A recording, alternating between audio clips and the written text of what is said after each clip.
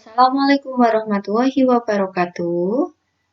Nah, kita berjumpa kembali dalam pembelajaran matematika. Nah, saya harap kalian sehat selalu ya. Hari ini kita akan mempelajari tentang operasi penjumlahan dan pengurangan bilangan bulat. Nah, silakan dibuka LKS-nya halaman 5 dan 6. Nah, tujuan pembelajaran pada hari ini adalah menerapkan operasi hitung bilangan bulat dengan memanfaatkan berbagai sifat operasi. Nah, di sini ada sifat-sifat operasi dalam penjumlahan, nanti ada dalam pengurangan dan sifat-sifat lainnya. Nah, sebelum masuk ke dalam sifat-sifat ini, masih ingatkah bilangan bulat itu adalah bilangan yang bagaimana? Ya, bilangan bulat adalah bilangan yang terdiri dari bilangan bulat negatif, 0, dan bilangan bulat positif ya. Jadi ada bilangan bulat negatif, 0, dan bilangan bulat positif. Nah, kita masuk ke sifat-sifat operasi penjumlahan. Ada sifat komutatif atau pertukaran, ada sifat asosiatif, pengelompokan, sifat tertutup, unsur identitas, dan inverse. Kita masuk ke sifat komutatif atau pertukaran. Nah, A dan B ini adalah sebuah bilangan bulat. Misal A-nya adalah 2, B-nya adalah 3. Nah, kita ganti di sini A-nya adalah 2, B-nya adalah 3. Kita hitung dulu. 2A tambah B itu kan berarti 2 ditambah 3. Kalau 2 tambah 3 hasilnya berapa? 5. Sekarang kita hitung yang ini, yaitu B tambah A. B-nya 3 tambah 2. 3 tambah 2 hasilnya 5. Sama ya, berarti kalau diwalik-walik tetap sama. Nah, jadi 2 tambah 3 itu sama dengan 3 tambah 2. Ini ya. Jadi 2 tambah 3, 5. 3 tambah 2 juga 5. Kemudian sifat asosiatif atau pengelompokan. Nah, A, B, C di sini adalah bilangan bulat. Kita misalkan lagi. Misal A-nya adalah 1, B-nya 2, C-nya 3. Kita hitung yang ini dulu. Nah, yaitu adalah A plus B ini dalam kurung C. Nah, kita hitung yang dalam kurung dulu. Berapa tadi A-nya? 1 tambah 2, baru ditambahkan 3. 1 tambah 2 adalah 3 tambah 3. 3 tambah 3, 6.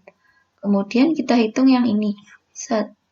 Nah, yang ini itu A tambah B tambah C.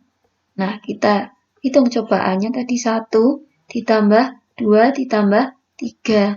Satunya tetap, kita hitung dulu yang dalam kurung. 2 tambah 3, 5. Berarti 1 tambah 5, 6. Hasilnya sama. Jadi tadi 1 tambah 2 ditambah 3 sama dengan 1 ditambahkan 2 tambah 3. Sama. Jadi yang mau dihitung yang sini dulu atau yang belakang dulu, nanti hasilnya adalah sama. Kemudian selanjutnya sifat tertutup. Sifat tertutup itu adalah sembarang bilangan bulat ya ini. A, B, C mau negatif, 0 positif. Kalau misal dia dijumlahkan atau ditambahkan, nanti hasilnya akan bilangan bulat juga. Jadi tidak mungkin kalau pas ditambahkan dia jadi pecahan ya. Contohnya, misal A-nya adalah 1, B-nya adalah 2. 1 dan 2 ini adalah bilangan bulat. Nah, kalau 1 tambah 2, berarti 1 tambah 2 itu kan hasilnya 3.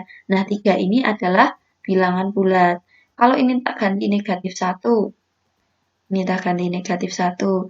Negatif 1 tambah 2, hasilnya berapa? Negatif 1 tambah 2, hasilnya adalah yang besar yang mana? Yang besar adalah 2. Jadi, nanti hasilnya adalah 2 kan positif, berarti dia positif. Kalau dia positif, berarti 2 dikurangi 1, berapa? Negatif 1. Nah, negatif 1 ini juga bilangan bulat. Kemudian ada unsur identitas pada penjumlahan. Unsur identitas pada penjumlahan itu 0 ya. Nah, suatu bilangan bulat kalau ditambahkan 0 pasti hasilnya bilangan bulat itu sendiri.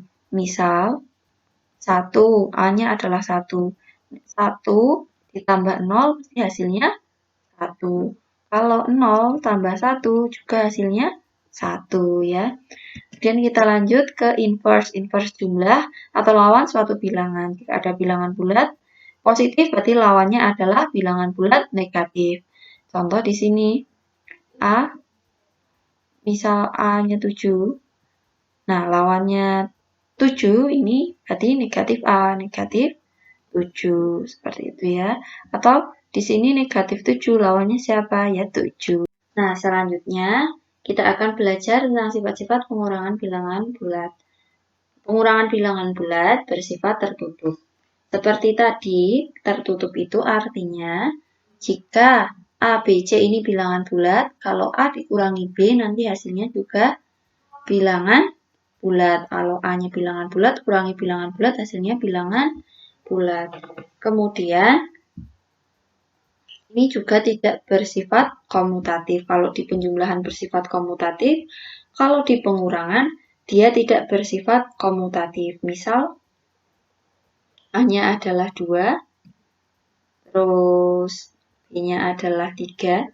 Nah, kita coba di sini. 2 dikurangi 3. A kurangi B. Saya tulis langsung di sini ya. 2 dikurangi 3. 2 dikurangi 3, itu hasilnya berapa? 2 dikurangi 3. 2 dikurangi 3 hasilnya adalah, kalau ini negatifnya banyak, lebih banyak, berarti nanti hasilnya pasti akan negatif.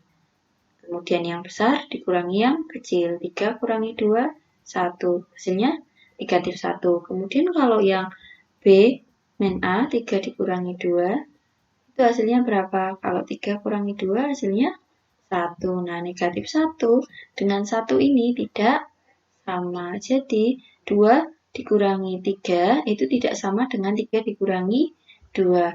Kemudian di sini tidak bersifat asosiatif. Kalau penjumlahan tadi bersifat asosiatif, kalau pengurangan tidak bersifat asosiatif. Misal A1, B2, C3. Nah, di sini A-nya tak ganti 1, B-nya tak ganti 2, C-nya tak ganti 3. 1 dikurang 2, berapa? Karena banyak 2-nya ya, negatif 2, berarti hasilnya negatif. Negatif kurangi, berarti 2 kurangi 1, 1. Nah, min 1, min 3, utang 1, utang 3, utang 4. Nah, ini hasilnya adalah min 4. Nah, sekarang kita lihat di sini. A-nya tak ganti 1, kemudian B-nya tak ganti 2, C-nya tak ganti 3. 1 kurangi 2 kurangi 3. 2 kurangi 3, karena banyak negatifnya, berarti 3 kurangi 2, 1. 1 min 1, berapa berarti? Kalau minnya berdekatan seperti ini bisa jadi plus. Di 1 tambah 1 adalah 2. Nah, negatif 4 itu tidak sama dengan 2. Jadi, ini kalau dibalik, ini dia tidak sama. Lain pada bilangan bulat. Nah, di sini ada sifat lain dalam bilangan bulat. Penjumlahan bilangan genap ditambah bilangan genap. Nah, kalau ada bilangan genap ditambah bilangan genap, genap tambah genap, ini misal ada 2 ditambah 4, hasilnya berapa? 6. Kalau 4 ditambah 8, hasilnya 12. 8 ditambah 10, hasilnya 18. Nah, kalau kita lihat di sini, ini genap, ini genap, ini genap, genap, genap, coba ini genap. Genap tambah genap, hasilnya genap. Genap tambah genap, hasilnya genap juga. Genap tambah genap, hasilnya genap. Jadi kalau genap tambah genap hasilnya genap. Kemudian penjumlahan bilangan genap ditambah bilangan ganjil. Misal ada bilangan genap ditambah bilangan ganjil. Bilangan genap tambah bilangan ganjil. Bilangan genap tambah bilangan ganjil. Nah, kita lihat. Ini hasilnya ganjil. Ini hasilnya ganjil. Ini hasilnya ganjil. Jadi kalau genap tambah ganjil hasilnya ganjil. Genap ganjil, ganjil. Genap ganjil, ganjil. Genap ganjil hasilnya ganjil. Terus selanjutnya ganjil tambah ganjil. Misal 3 tambah 5. Terus 5 tambah 7. 7 tambah 9. Nah, misal seperti ini. 5 tambah 5 itu nanti hasilnya 8. 5 tambah 7 hasilnya 12. 7 tambah 9 hasilnya 16. Nah, kalau kita lihat di sini, berarti ganjil tambah ganjil, genap. Ganjil tambah ganjil, genap. Ganjil tambah ganjil, genap. Jadi kalau ganjil tambah ganjil hasilnya genap.